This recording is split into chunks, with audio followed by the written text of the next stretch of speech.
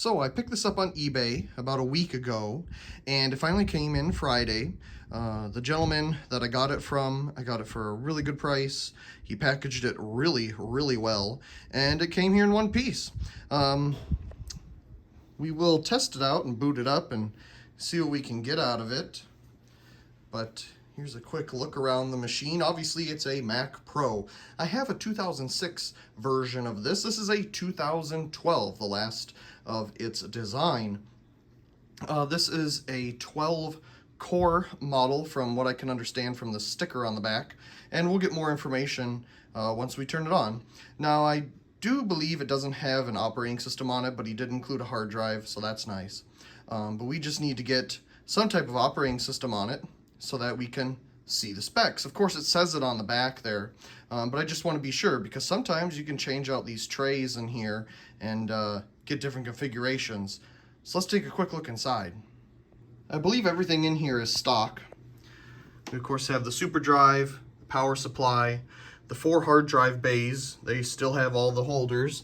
There's a 2009 Western Digital 1 terabyte enterprise style drive in there.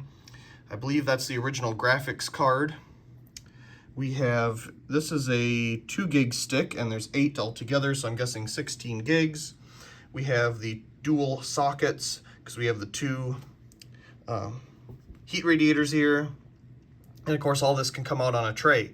So you never know, it could have been changed out. But from the sticker on the back, I do believe it's all original. So let's see what we can do with it. Got it all hooked up. Let's turn it on. Sounds promising.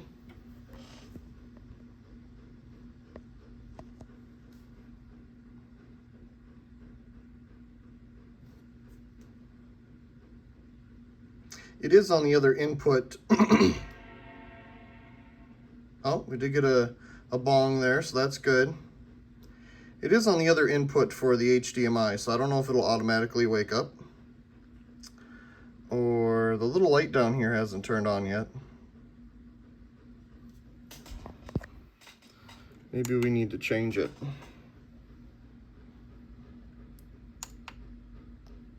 Oh.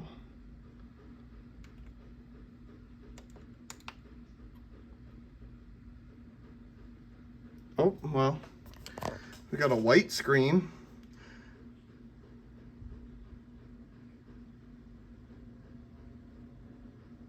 Interesting. Must have had Windows on this drive? Huh. Well, let's see what we can do. I'm using the wrong keyboard. I'm using the keyboard for the Mac Mini. I need to use this one. Oh, Windows 7.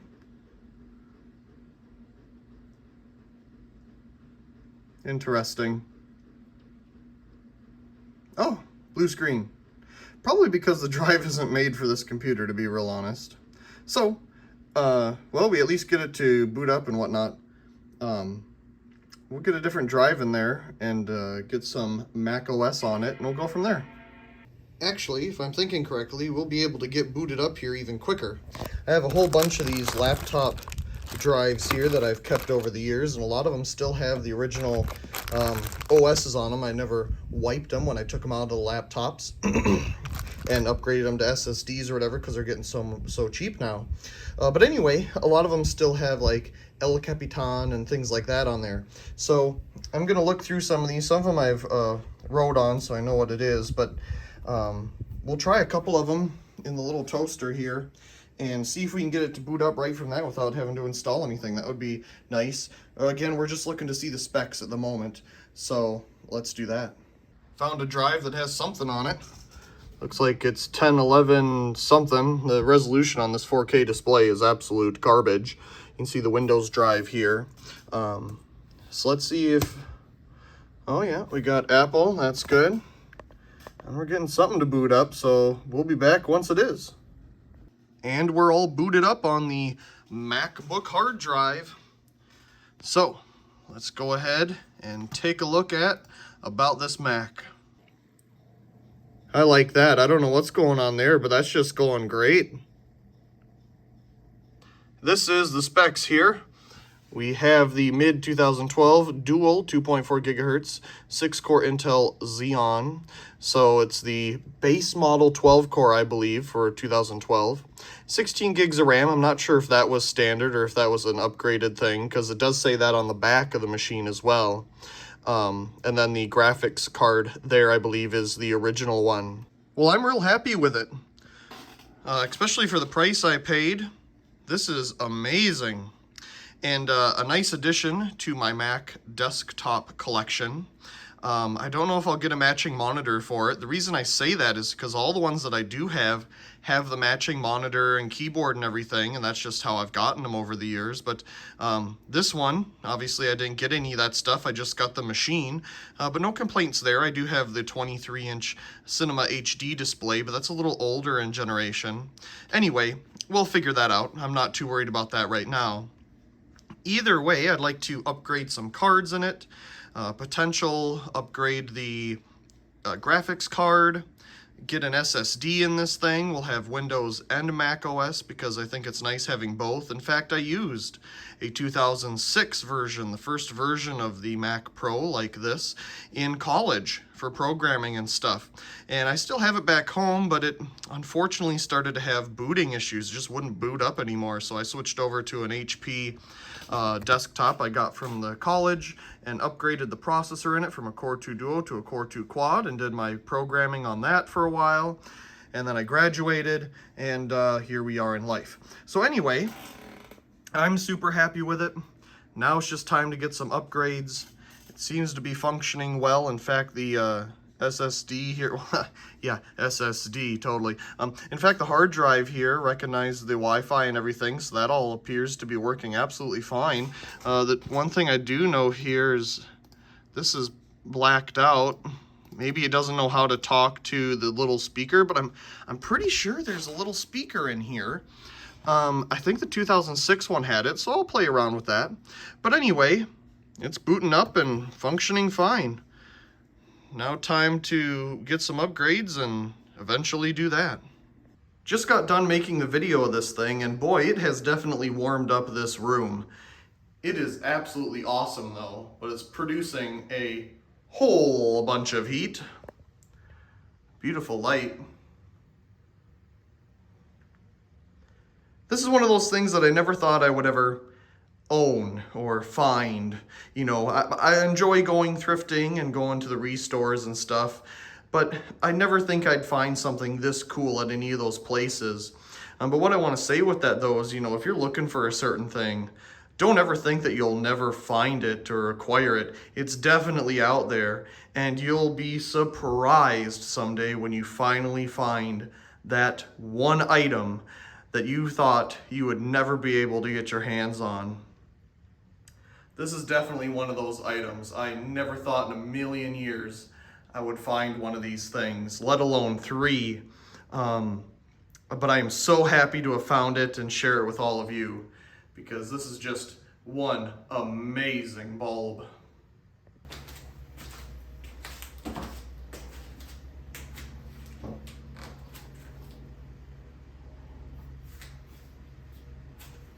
Well, I know where I get my beautiful color from. The SSDs and the converters here came in way earlier than I thought they would. So I think we're going to have some fun getting the Mac Pro working tonight. Also got a whole bunch of these cartridges for the Brother label maker because I ran out. So this is fantastic. Let's go see what we can do with it. As excited as I am to get these in here and start playing around with it, I think it's important that we take out the tray and give this thing a nice dusting and clean before we start using it and see what it can do. I think I'll start with seeing what I can clean up on the outside surfaces here. It's not really too bad. Some type of residue down there, but other than that, the outside's in pretty good shape.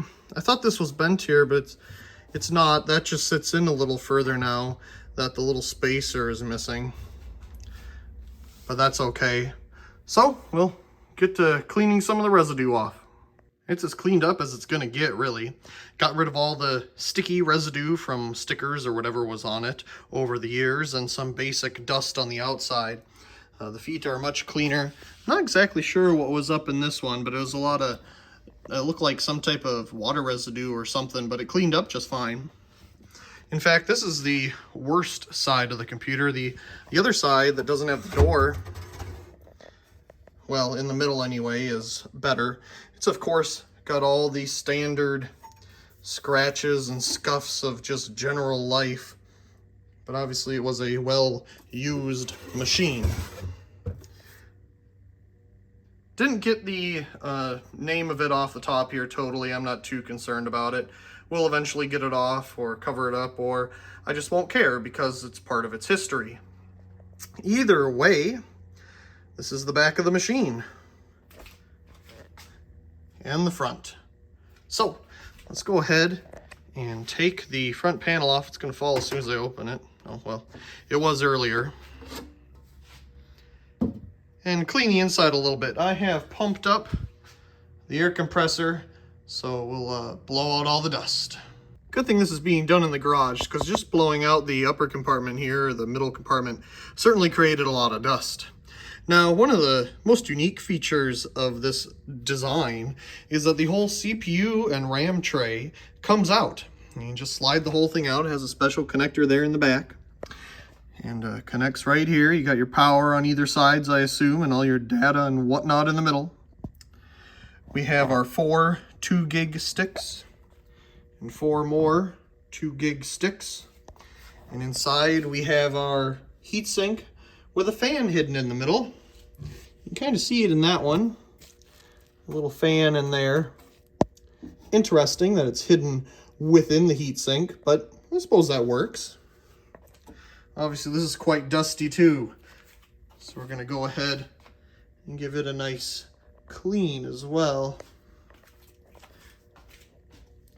Let's see. You can kind of see the fins of the fan there in the back.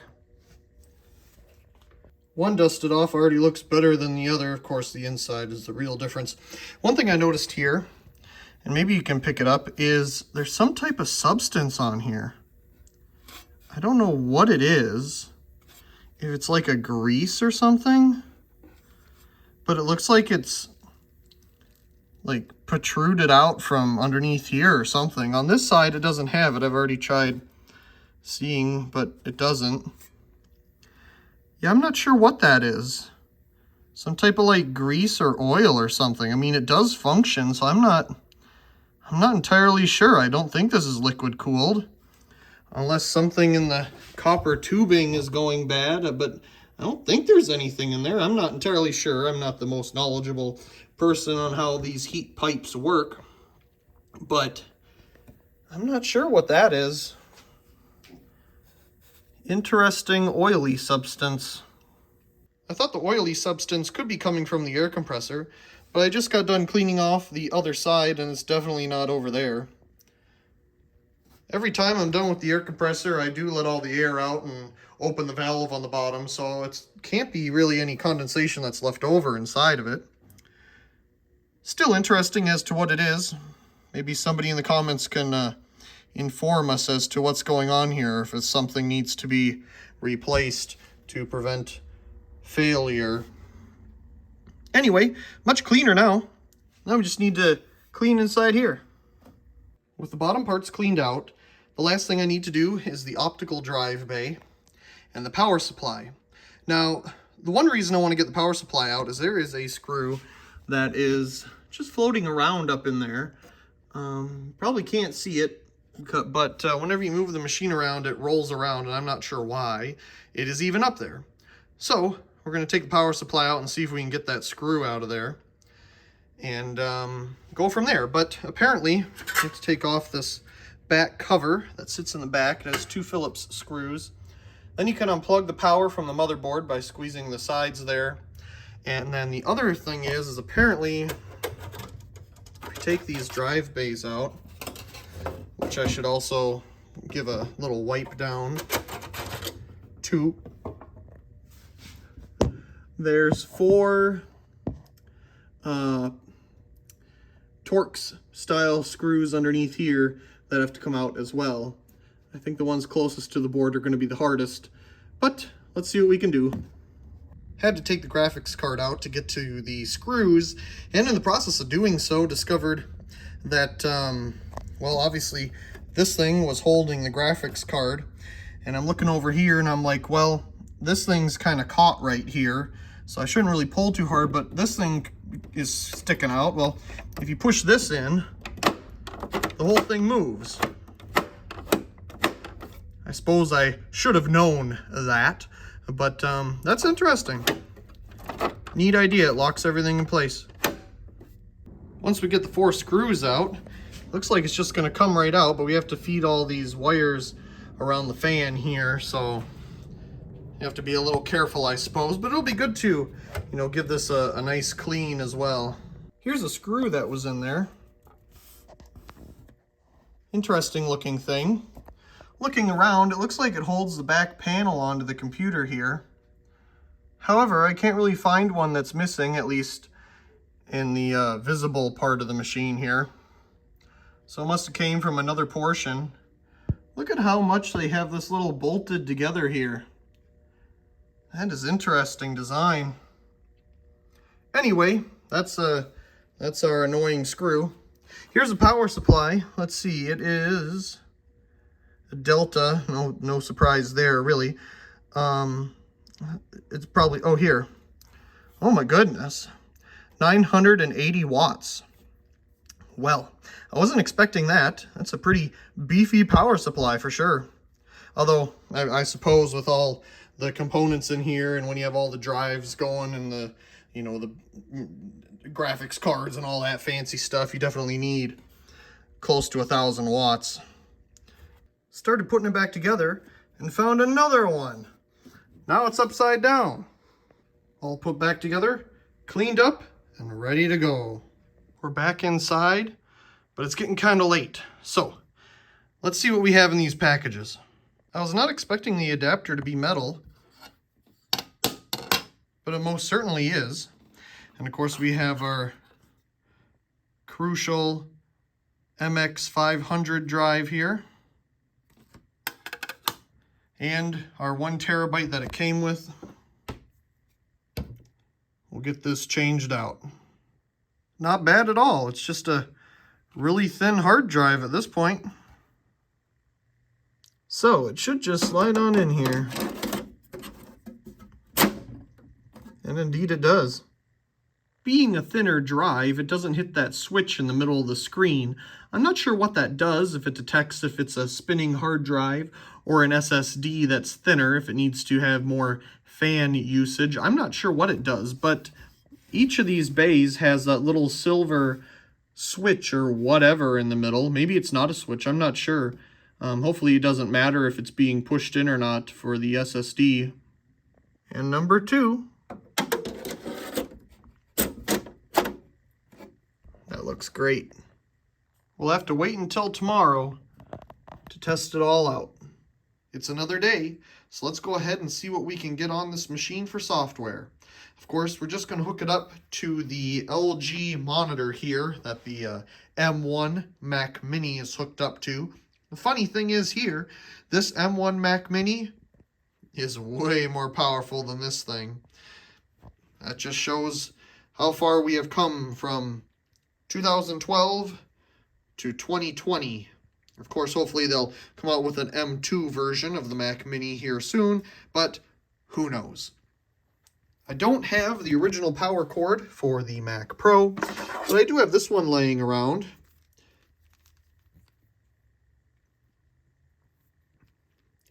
It's some type of Apple power cord, as you can see there, the Apple logo. I'm not sure if it went with like a Power Mac G4 or one of those clear monitors, but it definitely has the clear ends on it. Usually when I've seen this design, you can't see the insides, but yeah, this one is clear. You can see the connectors. So we'll use that.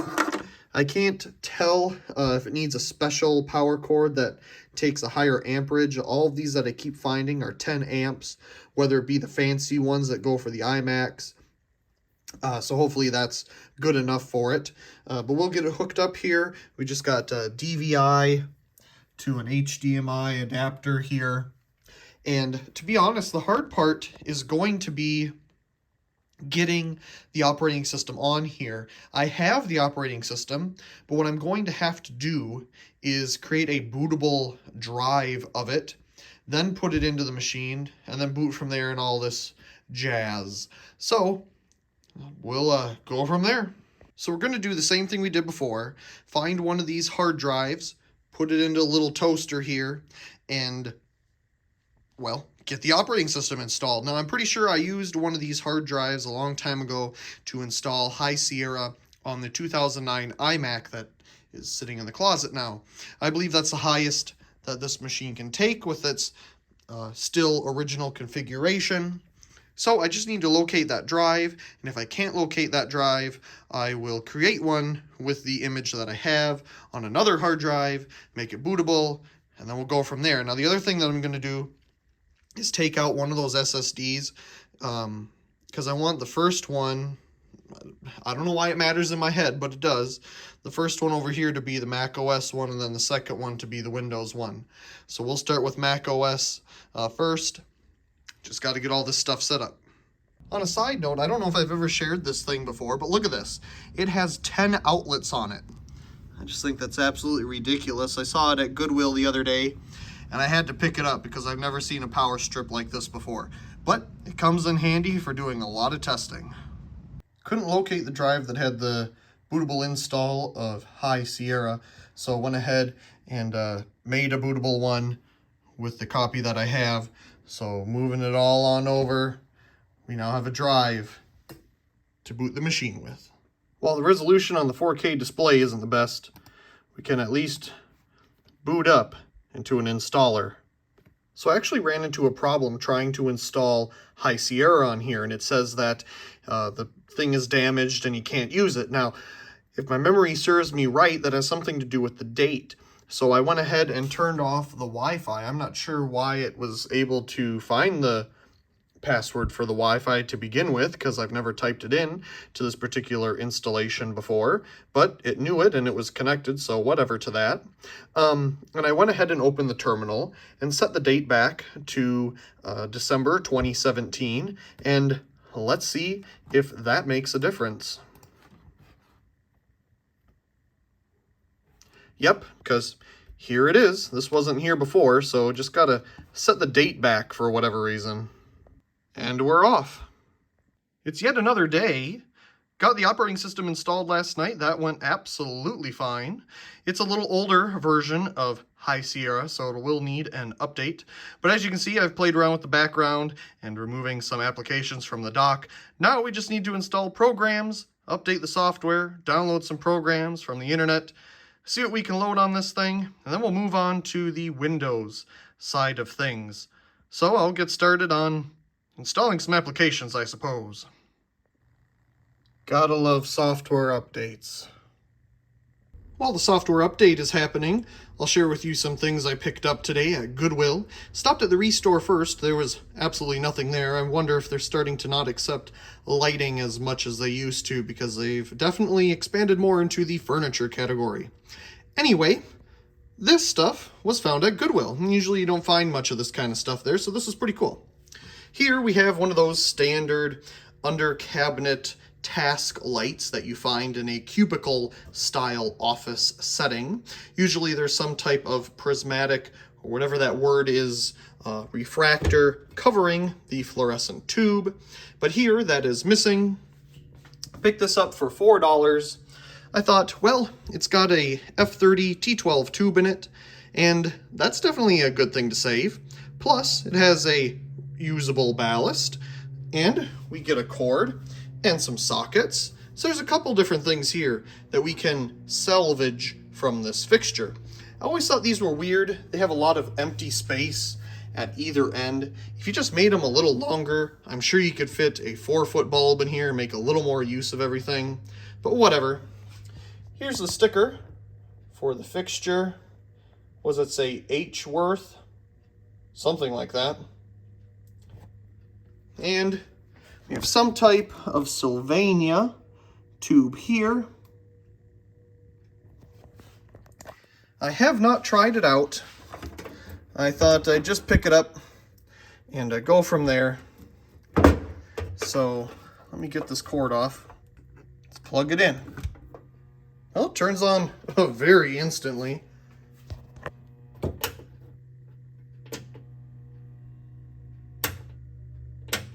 Definitely has a hum to it. I don't know what in the world this thing does. Oh, it's like a dimmer.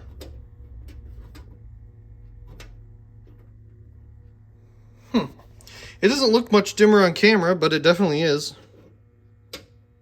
It's a little brighter. That's definitely dimmer. Interesting. I wonder what kind of ballast this has in it.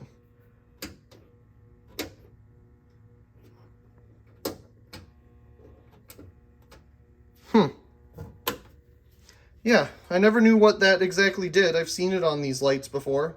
It's a dimmer. Cool, I guess. Very interesting. Anyway, the other thing I picked up is this light fixture right here for $5. At first glance, I'm like, well, it's probably one of those cheap LED lights that you see everywhere. But then I saw the cord, and I was like, that plug looks very familiar. So I picked it up. It's a lampy. Of course, being a lampy, I had to get it. Here's their logo on the end. Have a date code there. Looks like we have some type of brochure. The fixture is awesome, but this little pamphlet that came with it, I think is the coolest part. I didn't even know that some of these fixtures had their own unique names, let alone some of these even existing.